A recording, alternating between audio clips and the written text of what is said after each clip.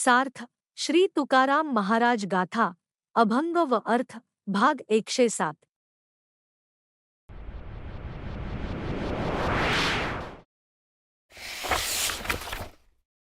अभंग क्रमांक 207।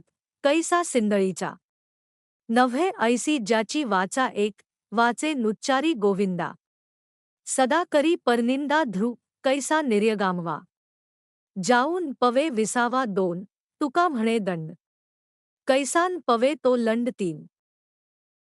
अर्थ ज्याची वाणी अमंगळ आहे तो निश्चितच जारिणीपोटी जन्माला आला आहे, तो नेहमी परनिंदा करतो, त्याची वाणी कधीही गोविंदाचे नामस्मरण करीत नाही, त्यामुळे तो अंती नरकाला जातो आणि तिथे गेल्यावर त्याला विश्रांती कशी मिळणार।